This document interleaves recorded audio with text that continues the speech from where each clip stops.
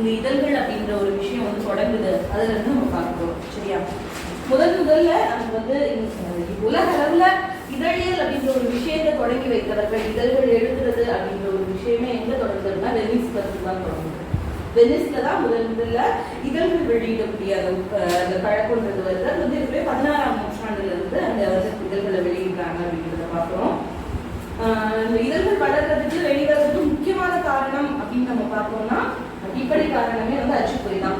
அதுக்கு முன்னாடி எதையுமே வந்து ஒரு ஒரு விஷயத்த எல்லாத்தையும் கொண்டு போய் சேர்க்கணும் அப்படின்னா அச்சுப்பொறி இல்லாதப்போ எழுதி ஒவ்வொன்றையும் அவங்க எடுத்து அதை கொண்டு போய் சேர்க்கிறது அவ்வளவு ஈஸி இல்லையா?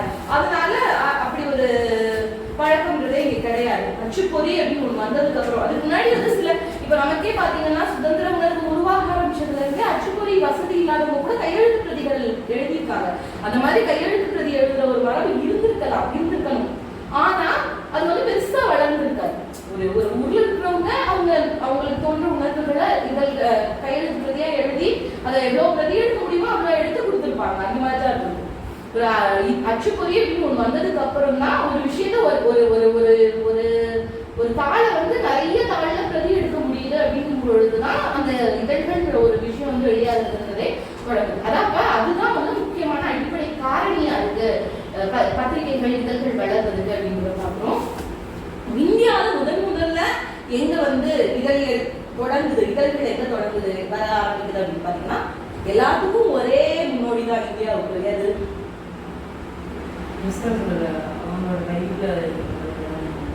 இந்தியால இதழ்கள் கேட்கிற அச்சோட தொடக்கம் கேட்கலாம்.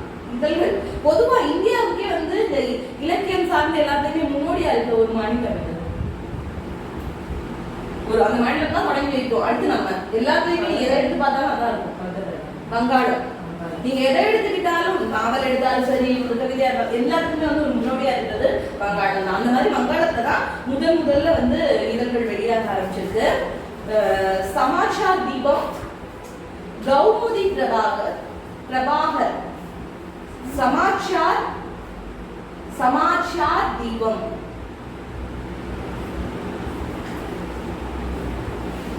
அதுக்கப்புறம் கௌமுகி பிரபாகர், இது ரெண்டும் இதழ்களோட பெயர். இதுதான் தொடக்கத்துல இந்தியாவில் தொடக்க காலத்துல வந்து இதழ்கள். சமாச்சார் தீபம்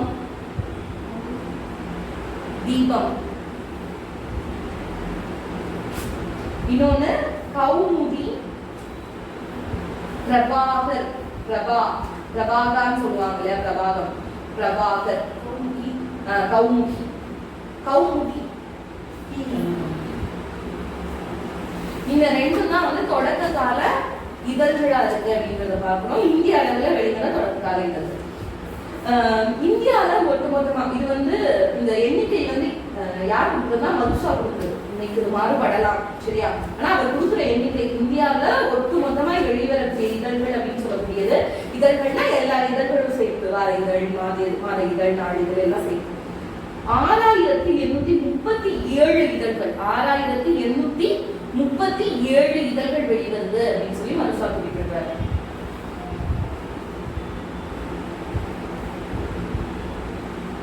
ஒட்டுமொத்த இந்தியாவுக்கும் 6837 இதழ்கள் வருது. தமிழகத்துல வெளியாகக்கூடிய இதழ்கள் அப்படின்னு பார்த்தோம்னா 807. தமிழகத்துல 807 6837 அதுதானே கொடுப்பீங்க.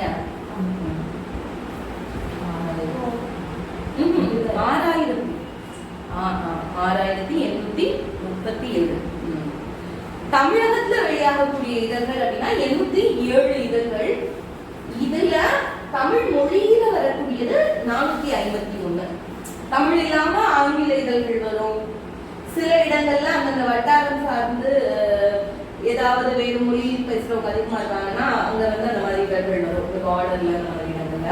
அது போக தமிழ்லயே வெளியாகக்கூடிய இதழ்கள்னா 451 இதழ்கள் வெளியாகுது அப்படின்றத பார்க்கிறோம்.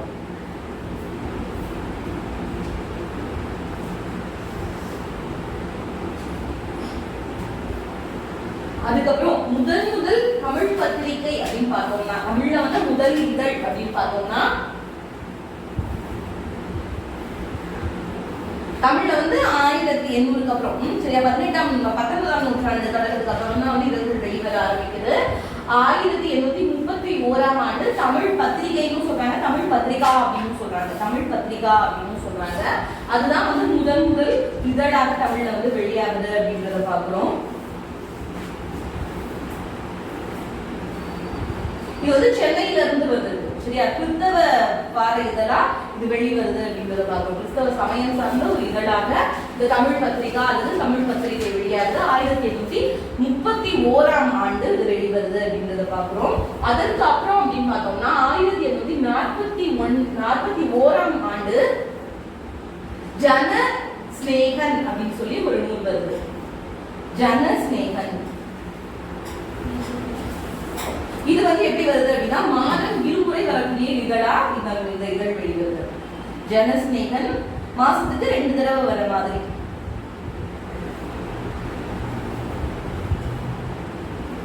இதுதான் தமிழின் முதல் இதழ் சரியா. இது வந்து வார இதழா இல்ல மாத இதழான்னு தெரியல, ஆனா நாளிதழ் கிடையாது. முதல் நாளிதழ் எது அப்படின்னு பாத்தீங்கன்னா தினவர்த்தமானி தான். 1855ஆம் ஆண்டு வெளிவருது தினவர்த்தமானி. இதுதான் தமிழின் முதல் நாளிதழ் அப்படின்றத பார்க்கிறோம். இது வந்து பெர்சிவல் பாதிரியார் சொல்றாங்க இல்லையா, அவர் வந்து சிவை தாமோதரம் பிள்ளை, வீராசாமி செட்டியார் இவர்களோடு இணைந்து வெளியிடக்கூடிய இதழா இந்த நாளிதழா இது வந்து வருது சரியா, தினவர்த்தமானி. இதுக்கு அப்புறம் இது எல்லாமே வந்து கிறிஸ்தவர்களோட தொடர்புடைய இதழ்களாவே வருது அப்படின்றத பார்க்கிறோம். அதுக்கப்புறம் 1860ஆம் ஆண்டு தேகோபகாரி அதாவது தேக உபகாரி அப்படின்ற மாதிரி தேகோபகாரி அப்படின்னு சொல்லி ஒரு நூல் வருது, ஒரு இதழ் வெளிவருது. அது வந்து வெளிவந்ததுக்கு அப்புறம் அது வந்து 1860ஆம் ஆண்டு வெளிவருது.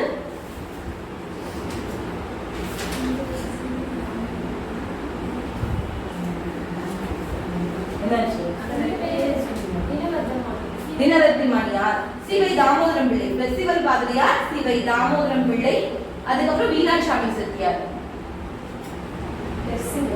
பெர்சிவல் பாதிரியார்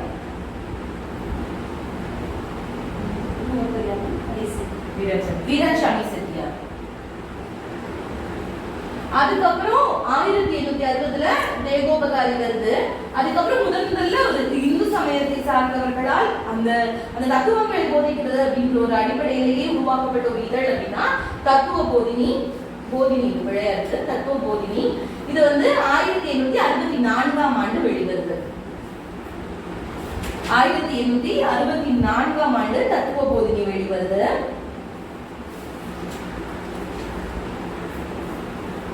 இதுவும் வந்து சென்னையில இருந்து தான் வெளிவருது. தத்துவ போதினியும் சென்னையில இருந்து வெளிவரக்கூடிய ஒரு இதழா தான் இருக்கு அப்படின்றத பார்க்கிறோம்.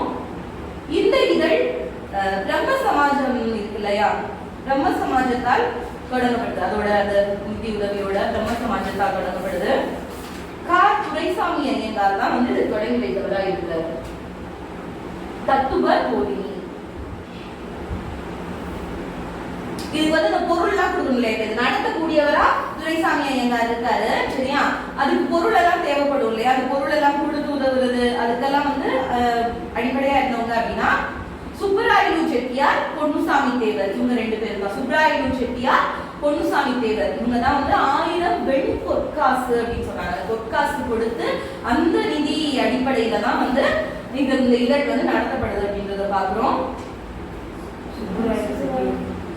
சுப்பராயலு செட்டியார், பொன்னுசாமி தேவர் அதுக்காக பெயர்கள் எல்லாமே அதுக்கப்புறம் பெண்களுக்காக முதல்ல வெளிவந்த இதழ் அப்படின்னு நம்ம பார்த்தோம்னா 1865ஆம் ஆண்டு வெளிவந்த அமிர்த வசனி அப்படின்ற நூல் தான். இதுதான் பெண்களுக்காக வெளிவந்த இதழ் அப்படின்றத பார்க்கிறோம். அமிர்த வசனி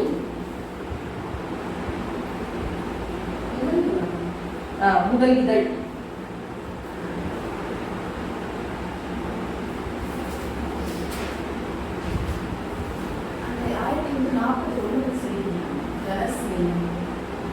ஜனஸ்நேகன் இதழ் தான், எல்லாமே இதழ் தான். மாதம் இருமுறை வரக்கூடிய இதழ். சரியா? அமிர்தவசனி இது வந்து பெண்களுக்காகவே வெளிவந்த ஒரு இதழா இருக்கு அப்படிங்கிறத பார்க்கிறோம். அதுக்கப்புறம் பாத்தீங்கன்னா இதெல்லாம் வந்து பின்னாடி நீங்க படிப்பீங்க, பின்னாடி வரும். 1866ஆம் ஆண்டு கலாவர்த்தமானி என்ற இதழ் வந்து வெளிவருது. கலாவர்த்தமானி. 1870ஆம் ஆண்டு கைது வினோதினி அப்படின்ற ஒரு இதழ். இதுல வந்து உங்களுக்கு இதை பத்தின விவரம் எல்லாமே நம்ம பின்னாடி பார்ப்போம். சரியா? இப்போ வந்து அந்த கால அடிப்படையில் உங்களுக்கு கொஞ்சம் தெரியணும் அப்படின்றதுக்காக இந்த இதழ்கள் எல்லாமே பார்த்துட்டு இருக்கோம்.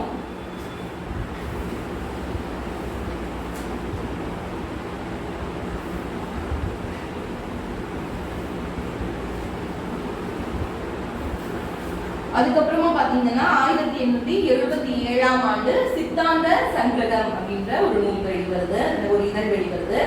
சித்தாந்த சங்கிரகம் அப்படின்னு சொல்லி. அதுக்கப்புறம் 1882ஆம் ஆண்டு சுதேசமித்திரன். சுதேசமித்திரன் நமக்கு தெரியும், முதல் அரசியல் இதழாக வெளிவந்தது இந்த சுதேசமித்திரன் தான்.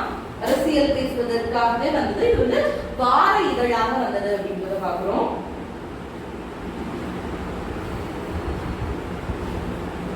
1882ஆம் ஆண்டு வார இதழா வந்தது. அது வந்து அதோட போக்கு வந்து போக போக மாறுது. அதுக்கப்புறம் வந்து 1887ஆம் ஆண்டு வாரம் இருமுறை வரக்கூடிய இதழா வந்து மாறுது. 87ல வாரத்துக்கு இருமுறை வரக்கூடிய இதழாக இது மாறுது அப்படின்றத பாக்குறோம். எதை பத்தி பார்த்துட்டு இருக்கோம்? சுதேசமித்திரன். அதுக்கப்புறமா 1889ஆம் ஆண்டுல இருந்து நாளிதழாக வெளிவருது அப்படின்றத பார்க்கிறோம். அப்போ இது வந்து தொடங்கும் பொழுது 82ல வார இதழா வருது, 87ல வாரத்துக்கு 2 முறை வரக்கூடிய இதழா மாறுது. அதுக்கப்புறம் 87 89ல வந்து நாளிதழாக சுதேசமித்திரன் மாறுது அப்படின்றத பார்க்கிறோம்.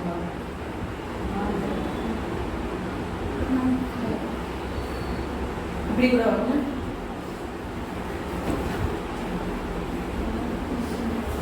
அதுக்கப்புறம் பாத்தீங்கன்னா இதை எழுதியவர், இதை தொடங்கினவர் அப்படின்னு நம்ம பார்த்தோம்னா ஜி சுப்பிரமணிய ஐயர். ஜி சுப்பிரமணிய ஐயர் தான் இதை வந்து தொடங்குறாரு. இதோட பொறுப்பாளரா யார் இருக்கார் அப்படின்னு பாத்தீங்கன்னா சி.வி. சுவாமிநாத ஐயர். சி.வி. சுவாமிநாத ஐயர் தான் இதற்கு பொறுப்பாளரா இருக்கார் அப்படின்றத பார்க்கிறோம்.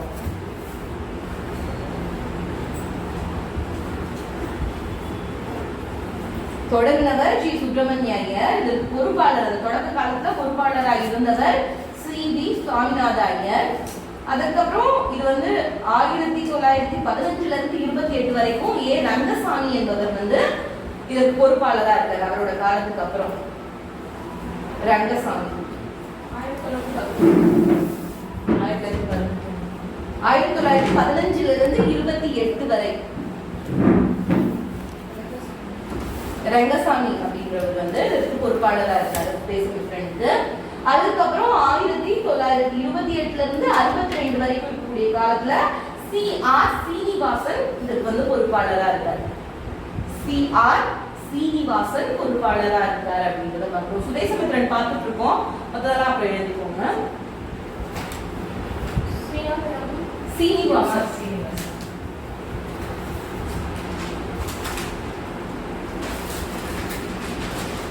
அதுக்கப்புறம் 1892ல விவேக சிந்தாமணி அப்படின்ற ஒரு இதழ் வருது. விவேக சிந்தாமணி. இதோட ஆசிரியர் யார் அப்படின்னு பாத்தீங்கன்னா சி.வி. சுவாமிநாதன் தான் இதோட ஆசிரியர். இவர் வந்து இன்னொரு இதழும் நடத்துறாரு. 1908ல விவேக போதினி ஒரு இதழ் நடத்துறாரு. நமக்கு இந்த காலமுறைப்படி பார்க்கும் பொழுது 1892ல வந்து விவேக சிந்தாமணியை பார்த்துக்கோங்க. அதுக்கப்புறம் பாத்தீங்கன்னா 1897 லோகோபகாரி அப்படின்னு சொல்லி ஒரு நூல். ஆசிரியரா சி.வி. சுவாமிநாத ஐயர். சி.வி. சுவாமிநாத ஐயர். விவேக சிந்தாமணி.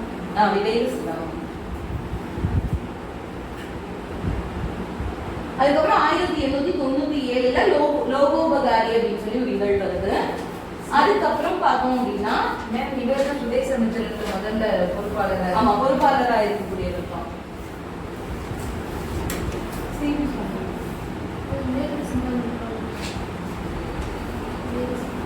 அதுக்கப்புறம் லோகோபகாரி பார்க்கிறோம். அதுக்கப்புறம் வரக்கூடிய இது வந்து கால அடிப்படையில் இல்ல. அதுக்கப்புறம் முக்கியமான இதழ்கள் அப்படின்னு பார்த்தோம்னா இனிமே வரதெல்லாம் கால அடிப்படையில கொஞ்சம் வராது. நீங்க 90க்கு அப்புறம் நிறைய இதழ்கள் இருக்கு. நான் இதழ்கள் எல்லாம் சொல்றேன். அது முக்கியமான இதழ்கள் அப்படின்னு பார்க்கும் பொழுது மணிக்கொடி தான் வந்து தொடக்க காலத்துல ரொம்ப ரொம்ப முக்கியமான ஒரு இதழா பார்க்கப்படுது அப்படின்றது நம்ம எல்லாருக்குமே தெரியும். மணிக்கொடியை வந்து புது தமிழ் இயக்க ஏடு அப்படின்னு சொல்லி சொல்றாங்க. புது தமிழ் இயக்க ஏடு. இதோட காலம் அப்படின்னு நம்ம பார்த்தோம்னா 1933ல இருந்து 38 வரைக்கும் இருக்கக்கூடிய காலகட்டம் தான் வந்து மணிக்கொடியோட காலகட்டமா இருக்கு. இந்த காலகட்டத்துல மணிக்கொடி வந்து வெளியாகுது. டி.எஸ். சொக்கலிங்கம் அவரோட துணையோட இதை தொடங்கியவர் யார் அப்படின்னு பாத்தீங்கன்னா கு. ஸ்ரீனிவாசன் தான் வந்து மணிக்கொடியை தொடங்குறாரு. அவருக்கு துணையா இருந்தவர் தான் டி.எஸ். சொக்கலிங்கம். டி.எஸ். சொக்கலிங்கம் தெரியும் தானே, முக்கியமான லட்சணம் அவர் தான். அதுக்கப்புறம் பாத்தீங்கன்னா இதோட ஆசிரியரா தொடக்க காலத்துல இருந்தவர் யார் அப்படின்னு பாத்தீங்கன்னா வாரா தான் வந்து தொடக்க கால ஆசிரியரா இருக்கிறாரு. இது வந்து ஞாயிற்றுக்கிழமை தோறும் வரக்கூடிய ஒரு இதழா இருக்கு. சரியா, தொடக்க காலத்துல இந்த இதழ் வந்து ரொம்ப ரொம்ப முழுக்க இதுல மட்டுமே இலக்கியத்துல மட்டுமே சார்புடைய ஒரு இதழா இருக்கு அப்படின்றத பாக்குறோம். மணிக்கொடி எழுத்தாளர்கள் அப்படின்னு சொல்லியே சிலர் வந்து நம்ம சொல்லுவோம். அவங்க வந்து ரொம்ப நவீன தமிழ் இலக்கியம் ஜெயமோகன் சார். அதுல வந்து மணிக்கொடி காலம் அது இன்று திரும்ப வரும். ஆனா அது மணிக்கொடி காலம்னு நம்ம சொல்றது கிடையாது. மணிக்கொடி காலம்ன்றது இதுவரைதான் பொதுவா சொல்லுவாங்க. ஆனா நான் சொல்றேன், இன்னும் நாவல் பத்தி பேசும்போது மணிக்கொடி காலம் வந்து கூடுதலா சொல்லுவாங்க. அதுதான் நாவல் பேசும்பொழுது சொல்லுவாங்க. அவங்க எல்லாருமே அந்த மணிக்கொடி எழுத்தாளர்களோட காலத்தோட தொடக்கத்துல எழுத ஆரம்பிச்சவங்க.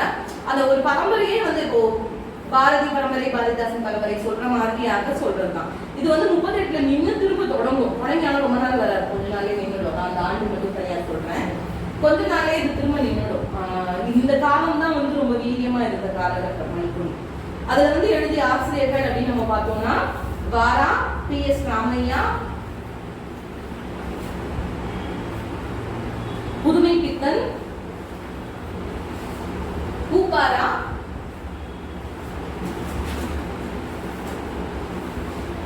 நாபிச்சமூர்த்தி.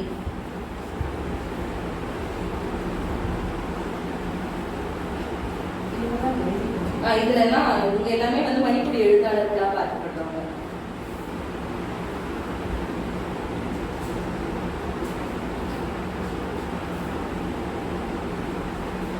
45 வரைக்கும் அதோட காலம் சொல்றாங்க. ஆனா 38ல நின்று திரும்ப வந்து ஒரு 42 அந்த மாதிரி திரும்ப தொடங்கி திரும்ப நின்றுடுச்சு. அந்த திரும்ப வந்த காலகட்டமே ரொம்ப வீரியமா இருந்த காலகட்டம் சொல்லிட்டு அது ஒரு தொடர்ச்சி இல்லாம முன்ன பின்ன மாறி வருது அந்த மாதிரி எல்லாம் இருந்துச்சு. இவங்க எல்லாருமே வந்து இதுல குறிப்பிட்ட எழுத்தாளர்கள் அப்படின்னு பார்க்கிறோம். இன்னும் சிதம்பர சுப்பிரமணியம், அதுக்கப்புறம் எம்.வி. வெங்கட்ராம், கானாசு, நாபிச்சமூர்த்தி எழுதிட்டீங்க இல்லையா, சிதம்பர சுப்பிரமணியன்,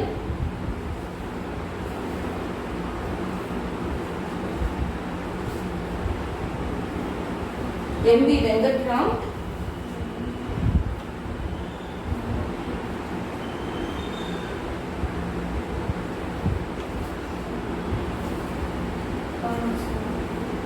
கானாசு, லாசாரா, சீசு செல்லப்பா இவங்க எல்லாருமே வந்து இந்த மணிக்கொடி எழுத்தாளர்களை குறிப்பிடத்தக்கவங்களா இருக்காங்க அப்படின்றத பாக்குறோம். இன்னும் கவிதையில தூரன், ரகுநாதன் அவங்க எல்லாம் கூட இதுல எழுதுனவங்க தான். இந்த மணிக்கொடி வந்து ரொம்ப முக்கியமா இது வந்து இது பண்ணது அப்படின்னு பாத்தீங்கன்னா அந்த மரபு கவிதையை வந்து விடக்கூடாது அப்படின்ற ஒரு அடிப்படையோட இந்த மரபு கவிதை கட்டமைப்புக்கு வந்து ரொம்ப முக்கியம் கொடுக்குது தொடக்க காலத்துல. அதுக்கப்புறம் இது கொஞ்சம் நாள் போக போக கொஞ்சம் வணிக நோக்கம், பொதுவா சிறுபத்திரிகைகளால வந்து வணிக நோக்கத்தை இயங்க முடியாது. ஏன்னா அதை படிக்கிறவங்களோட எண்ணிக்கை அப்படின்றது அவ்வளவு இருக்காது. அப்போ வணிக நோக்கத்தோட இயங்கும் பொழுது அது கொஞ்சம் தடமாற வேண்டியிருக்கும்ல. அப்படிதான் இதுல கொஞ்சம் அரசியல், சினிமா அப்படிலாம் தகவல்கள் வர ஆரம்பிக்கும் பொழுது அது கொஞ்சம் கொஞ்சமா வந்து வலுவிழக்க ஆரம்பிச்சது. அந்த காலகட்டத்தில் வந்ததுதான் வந்து கலாமோகினி அப்படின்ற ஒரு இதழ். சரியா? கலாமோகினி. இந்த கலாமோகினியோட காலம் அப்படின்னு பார்த்தோம்னா இங்க இருக்காதது. இது வந்து நமக்கு இந்த முக்கியமா கலாமோகினி 1938 இருந்து 1902 வரைக்கும் இருக்கக்கூடிய காலகட்டம் தான் வந்து இந்த கலாமோகினியோட காலகட்டம். 1942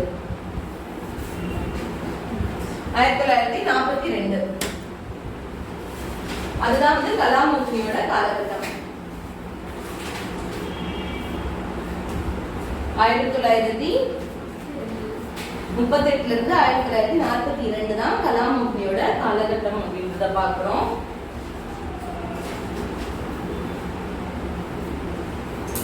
இந்த கலாமோகினி திருச்சியிலிருந்து வந்த ஒரு இதழ் அப்படின்றத பார்க்கிறோம். இது வந்து ஒரு மாத இதழாக வெளிவருது. திருச்சியிலிருந்து மாத இதழாக வெளிவருது.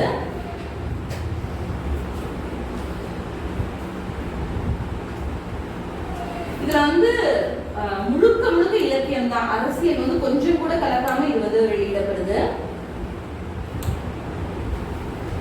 சிறுகதைகள்ல இந்த படங்களா வரைகிறதுல இருந்து போட்டோவா கதைக்கு முன்னாடி சார்ந்த ஒரு படம் வரைவாங்க இல்லையா, அதுக்கு பதிலா புகைப்படம் வெளியிடக்கூடிய முறை வந்து இந்த இதழ்ல தான் முதல்ல வருது, கலாமோகினியில தான். இது வந்து 3 பேர் சேர்ந்து 500 ரூபாய் போட்டு தொடங்கியிருக்காங்க. ஆளுக்கு 500 ரூபாய் போட்டு அந்த முதல் போட்டு தொடங்கியிருக்காங்க. அந்த 3 பேர் யாரு அப்படின்னு பாத்தீங்கன்னா வி.ஆர். ராஜகோபால், கலைவாணன், அப்புறம் வந்து சிரஞ்சீவி. வி.ஆர். ராஜகோபால், கலைவாணன், சிரஞ்சீவி. இவங்க 3 பேரும் ஆளுக்கு 500 ரூபாய் போட்டு அந்த அதுதான் வந்து முதலாய் வைத்து இதை வந்து தொடங்கியிருக்காங்க.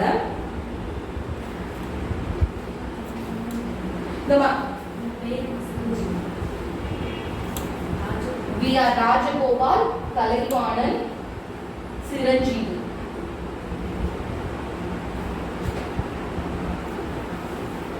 இதுல வந்து இதுல வந்து வெளிவந்த சிறுகதைகள்ல ரொம்ப குறிப்பிடத்தக்கதாக சொல்லப்படுவது நான் பிச்சமூர்த்தியோட ஜம்பரும் வேட்டியும் அப்படின்னு சொல்லி ஒரு கதை.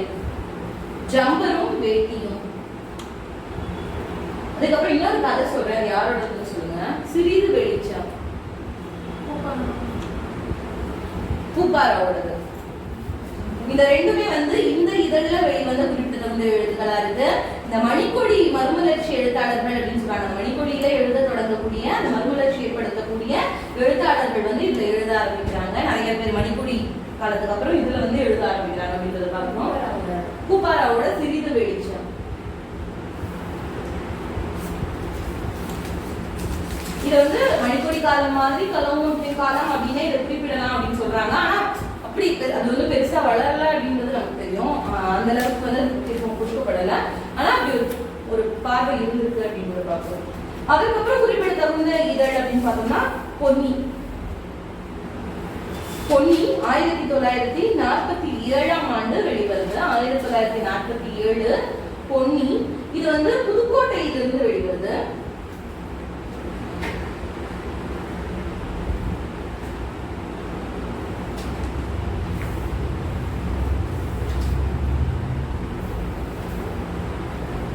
இது தொடங்கி வைக்கிறவங்க அப்படின்னு பாத்தீங்கன்னா முருகு சுப்பிரமணியம், அரு பெரிய கருப்பண்ணன், பெரியண்ணன், அரு பெரியண்ணன், முருக சுப்பிரமணியம், அரு பெரியண்ணன். இவங்க 2 பேரும் தான் வந்து தொடங்கி வைக்கிறாங்க.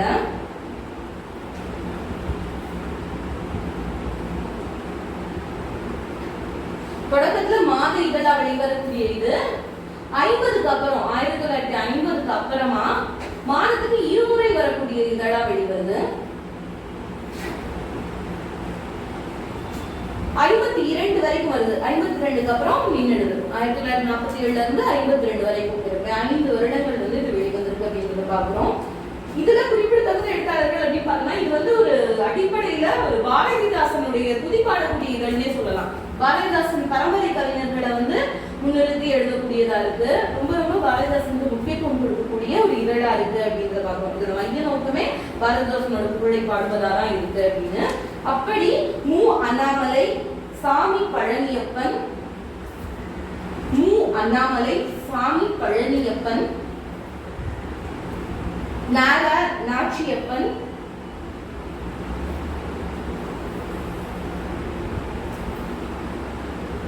நா க முத்தையா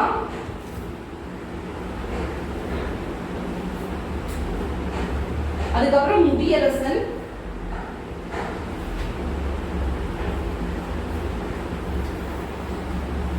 சிவனடியான் குலோத்துங்கன் இவங்க எல்லாமே வந்து இதுல குறிப்பிடத்தகுந்த ஆளுமைகளா இருக்காங்க இதுல எழுதி கொள்ளடைந்தவர்களா இருக்காங்க அப்படிங்கறத பார்க்கணும் அதுக்கப்புறம் பார்த்தோம்னா எழுத்துக்காலம் வந்தது எழுத்துக்காலம் அப்படின்னு சொல்லும்போது இல்ல சரஸ்வதி காலம் சரஸ்வதி கழுத்து எழுத்து வரும் சரஸ்வதியும் வந்து ஒரு ரொம்ப ரொம்ப குறிப்பிடத்தகுந்த ஒரு இடம் பெற்ற ஒரு இதழா இருக்கு அப்படின்றத பார்க்கிறோம் மணிக்கொடிக்கு அப்புறம் ஒரு குறிப்பிட்ட காலத்தை அந்த இலக்கியத்தோட இதழோட காலம் அப்படின்னு சொல்றதுன்னா அது வந்து சரஸ்வதிக்கு தான் சரஸ்வதியை வந்து தமிழ் மறுமலர்ச்சி இலக்கியத்தின் வெள்ளி நுழைப்பு அப்படின்னு சொல்றாங்க அந்த இதழ்லயே வந்து அது போடுறாங்கன்னு சொல்றாங்க ஒரு எல்லா இதழுக்கும் வந்து ஒரு ஆட் லைன் மாதிரி போடுவாங்க இல்லையா அந்த மாதிரி வந்து தமிழ் மறுமலர்ச்சி இலக்கியத்தின் வெள்ளி முளைப்பு அப்படின்னு சொல்றாங்க வெள்ளி விடிவெளி இல்லையா விடிவெளி மாதிரி இது முளைத்திருக்கு அப்படின்ற பொருள்ல இது வந்து 1955ஆம் ஆண்டு வெளிவருது 1955 அதுல இருந்து 62 வரைக்கும் இருக்கக்கூடிய காலகட்டம் சரஸ்வதி காலமா இருக்கு 1955 இருந்து 1962 சரியா இது வந்து மாத இதழா வெளிவருது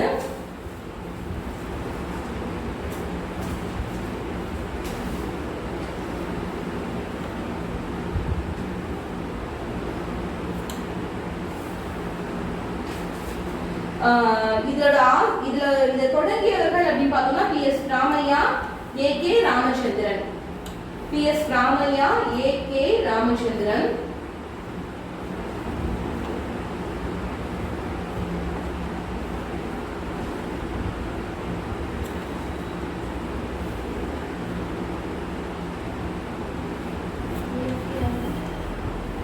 AK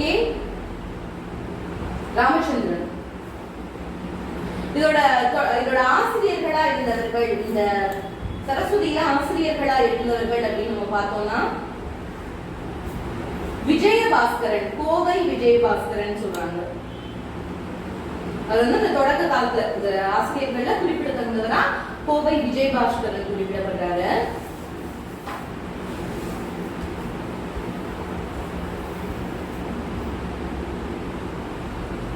இத பத்தி வலிகண்ணன் வந்து சரஸ்வதி காலம் அப்படின்னு சொல்லி ஒரு நூல் எழுதியிருக்காரு வலிகண்ணன் சரஸ்வதி காலம் அப்படின்னு சொல்லி ஒரு நூல் எழுதியிருக்காரு அதுல வந்து இன்னும் அதை பத்தி அது எப்படி இயங்குச்சு எல்லாமே வந்து அதுல தெளிவா பேசியிருக்காரு அதுக்கப்புறம் இந்த காலகட்டத்தின் குறிப்பிடத்தகுந்த எழுத்தாளர்கள் அப்படின்னு நம்ம பார்த்தோம்னா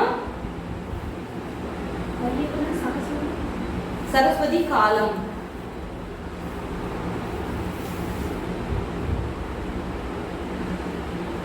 அவரே எழுத்துக்காரங்களும்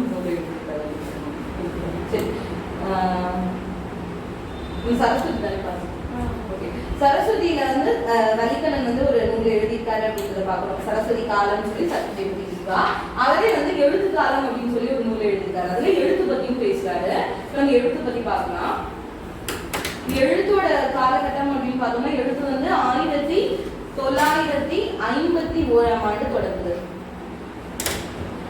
ஆனா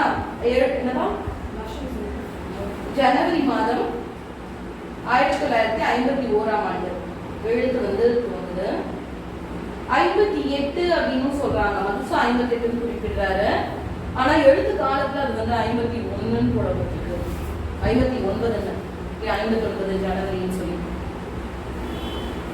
ஆனா பொதுவா எழுத்து காலம் அப்படின்னு சொல்லும் பொழுது 45ல இருந்து 70 வரைக்கும் சொல்ற மரபு இருக்கு சரியா எழுத்து காலம்னா 45ல இருந்து 70 வரைக்கும் சொல்றாங்க ஆனா எழுத்து இதழ் வெளியானது வந்து 58ஓட கடைசி அல்லது 59 தொடக்கமா இருக்கணும் ஏன்னா எழுத்து காலம் எழுதும்போது வலிகண்ணன் வந்து 59 ஜனவரி மாதம்னு சொல்றாரு ஆனா மதுசா குறிப்பிடும் பொழுது 58ன்ற காலத்தை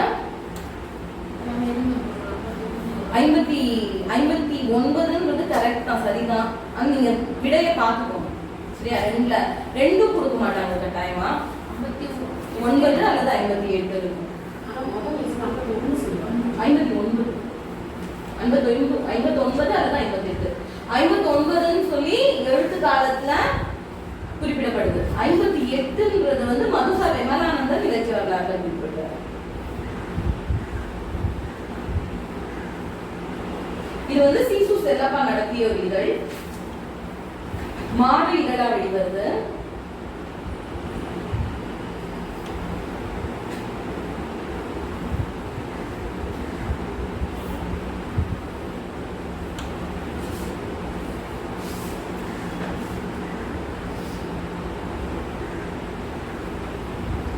இதை பத்தி சொல்லும் பொழுது மதுசா எப்படி குறிப்பிடுறாரு அப்படின்னு பாத்தீங்கன்னா, மணிக்கொடி கலாமூர்த்தி மறைந்த பின் மறுமலர்ச்சி எழுத்தாளர்களின் படைப்பு பீடமாக திறங்கிய சிறிய சீரிய ஏடு அப்படின்னு சொல்லி சொல்றாரு. மறுமலர்ச்சி எழுத்தாளர்களின் படைப்பு பீடமாக திறங்கிய சிறிய சீரிய ஏடுன்னு சொல்றாரு. அதே மாதிரி 60களின் இலக்கிய நிலையை அறிய உதவும் அமுத சுரபி அப்படின்னு சொல்லி சொல்றாரு. அதே மாதிரி விமர்சன கலையை வளர்க்க வளமான இதழ் அப்படின்னு சொல்றாங்க. அப்ப அந்த மூன்றுமே முக்கியம். அதாவது மணிக்கொடி காலத்துக்கு அப்புறம் இன்னும் இலக்கிய தரமான விஷயங்களை உருவாக்குறதுக்கான ஒரு இதழா இருந்திருக்கிறத பார்க்கிறோம். அதுக்கப்புறம் பார்த்தோம்னா விமர்சனங்களை வந்து உருவாக்குது. அதே மாதிரி அந்த குறிப்பிட்ட காலத்துல வெளிவந்த இலக்கியங்கள் எப்படிப்பட்டது அப்படின்றத நம்ம தெரிஞ்சுக்கணும்னா அதுக்கு வந்து அடிப்படையா இருக்குது. இதெல்லாம் நம்ம பார்க்கிறோம். இந்த காலகட்டம்ன்றது புதுக்கவிதைக்கும் ரொம்ப முக்கியமான காலகட்டம். புதுக்கவிதை தொடங்குறது அதெல்லாம் வந்து மணிக்கொடி காலத்துல தொடங்குதுன்னு சொல்லலாம். ஆனா ஒரு வீரியமா அது வந்து வளர்றது அப்படின்னா இந்த காலகட்டம் தான், எழுத்து காலகட்டம் தான். இந்த காலகட்டத்துல குறிப்பிட்ட வந்து புதுக்கவிஞர்கள் எல்லாமே எழுத்துல எழுதியிருக்காங்க. யார் யாரு அப்படின்னு பார்க்கலாம். தருமு சிவராம், பசுவையா,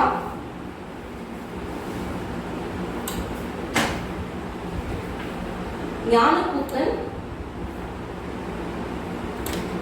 சீசு செல்லப்பா, வைத்தீஸ்வரன், சி மணி.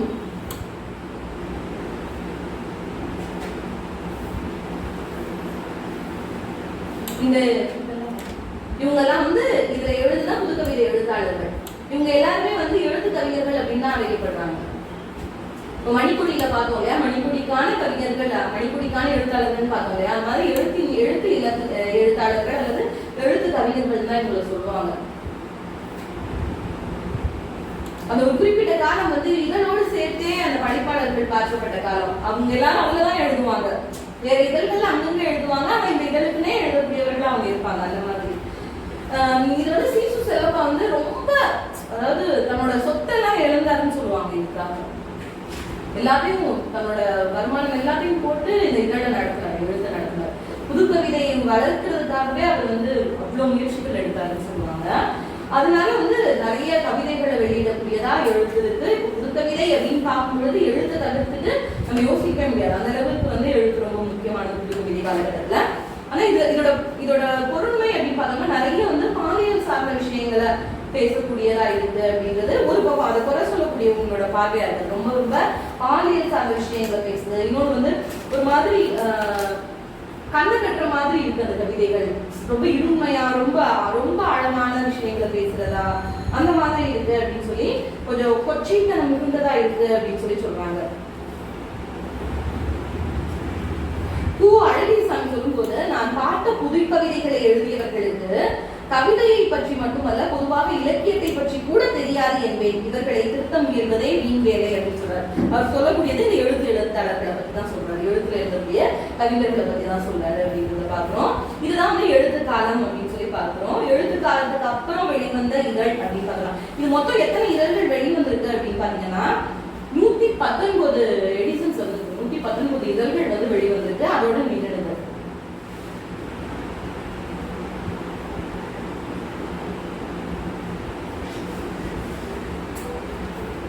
இதுல எழுதுன 42 கவிஞர்களுடைய 63 கவிதைகளை தொகுத்து புதுக்குறள் அப்படின்னு சொல்லி ஒரு நூலாக வெளியிட்டிருக்காங்க. இது வந்து 1962ஆம் ஆண்டு வெளிவந்திருக்கு.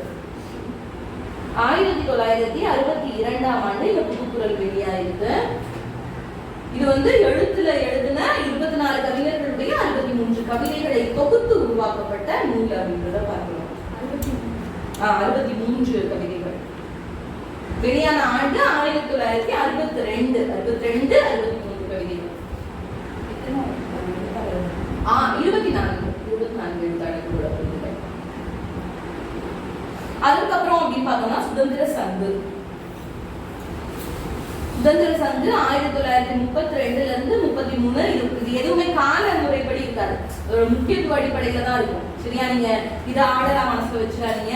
நீங்க ஒரு தடவை உட்காந்து படிச்சு முடிச்சதுக்கு அப்புறம் படிப்பீங்க இல்லையா, அப்படி திருப்பி போட்டு எது முன்னாடி வருது எது பின்னாடி வருதுன்னு சொல்லிட்டு ஒரு அரேஞ்ச் பண்ணி வச்சுக்கோங்க. ஏன்னா 2-3 வினாக்கள் வந்து இந்த பகுதியில் இருந்து கேட்கறது இதான் மெயினா கேட்கறாங்க, நிரல்படுத்துதல கேட்கறாங்க. சரியா? அதே மாதிரி இதழ் பேர் கொடுத்து பொறுத்துதல ஒரு வினா கேட்கறாங்க, இதழ் பேர் கொடுத்து ஆசிரியரை கொடுத்து சொல்லிருக்காங்க. அதனால ரெண்டுமே ரொம்ப முக்கியம். அதனால ஒரு தடவை உட்காந்து நீங்க ஆர்டர் பண்ணுங்க. நான் ஆர்டர் பண்ணி உட்காந்து எழுதுறதை விட நீங்க ஆர்டர் பண்ணும்போது மனசுல படிக்கும்.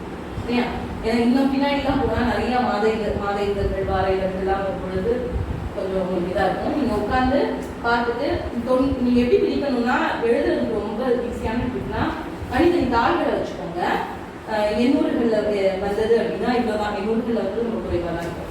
910க்குள்ள வந்தது, 920, 930 அப்படி பிரிச்சுக்கோங்க. பிரிச்சுட்டு ஒவ்வொரு தனி தாளில் வந்து ஒரு பக்கம் எடுத்துக்கோங்க. 910க்குள்ள வந்தது, 920க்குள்ள வந்ததெல்லாம் எழுதிட்டீங்கன்னா அடுத்து அதிலே ஆர்டர் பண்ணிக்கலாம். அதுக்கப்புறம் ஒரு மொத்தமாக ஒரு தாளில் எடுத்து எழுதிட்டீங்கன்னா அப்படியே வரிசையாக வந்தது. சரியா? சரி, இப்போ சுதந்திர சங்கு பார்க்கலாம். இது வந்து சுதந்திர சங்கம் பேரை கேட்டாலே தெரியும் எதை பத்தின இதழ் அப்படின்னு சொல்லி. சுதந்திர சங்கத்துக்கு எழுதப்பட்ட இதழ் 1932 இருந்து 33 வரைக்கும் வெளிவந்த இதழா இருக்கு. 1932-33. இது வந்து முதல்ல வெளிவரும் பொழுது வாரம் 2 முறை வருது, அதுக்கப்புறம் வாரத்துக்கு 3 முறை வரக்கூடியதா மாறுது.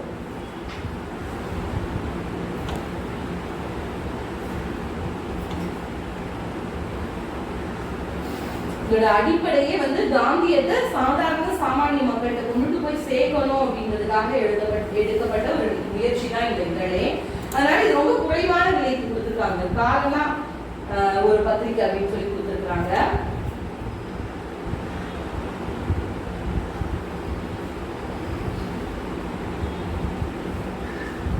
இதோட போக்கே வந்து பாமரத்தை கொண்டு போய் சேர்க்கணும் அப்படின்றதுனா அப்ப எப்படி இருக்கணும், அது வந்து ரொம்ப இன்னைக்கு நீங்க பாத்தீங்கன்னா இதழ்கள் எல்லாம் வந்து ஒரு மேஜிக் மாதிரி ஒரு நடை கொடுப்பாங்க இல்லையா, தலைப்பு கொடுக்குறதெல்லாம் வித்தியாசமா கடமுடா தடா படமுடான்னு கொடுக்குறாங்கல்ல, அந்த மாதிரியான ஒரு போக்கு இதுல இருக்கும். ரொம்ப அட்ராக்ட் பண்ற மாதிரி தலைப்புகளை இடுவது, அதே மாதிரி நிறைய நாட்டுப்புற பாடல்களை வந்து இடையில இணைந்து தகவல்களை கொடுக்குறது. அப்போ அந்த இதெல்லாம் வந்து சாதாரண மக்கள்கிட்ட கொண்டு போய் அவரோட அடிப்படையே வந்து சாமானியர்கள்ட்ட இது போய் சேரணும்ன்றதான். அதுக்காக வந்து அப்படி முயற்சி எல்லாம் எடுக்கிறாங்க அப்படின்றத பார்க்கணும். இப்போ தலைப்பே வந்து சான்று கொடுத்துருக்காங்க. குரங்குக்குட்டி மந்திரி, சோக்கு பிள்ளை போக்கு, இந்தியாவும் இயேசுநாதரும், சவுக்கடி மாதா, இந்த மாதிரி சவுக்கடி மசோதா அந்த மாதிரி வந்து ரொம்ப ஒரு இயல்பான புலங்கு வார்த்தைகளோ இல்லாட்டி வந்து இந்த மாதிரி கொஞ்சம் ஈர்க்கிற மாதிரியான வார்த்தைகளோ பயன்படுத்தி இதை வந்து பாமரர்கள்ட்ட கொண்டு போய் சேர்க்கணும். சுதந்திர தாகத்தை அப்படிங்கிற அடிப்படையில எழுதப்பட்ட ஒரு இதழா இருக்கு அப்படிங்கிறத பார்க்கிறோம். இதுக்கு அடிப்படையானவர்கள் அப்படின்னா 2 பேர் சொல்றாங்க, சங்கு கணேசன், சங்கு சுப்பிரமணியம் அப்படின்னு சொல்லி.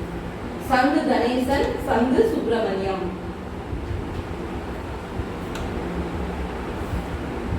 சங்கு கணேசன் 1908ஆம் ஆண்டு பிறக்கிறாரு கும்பகோணத்துல.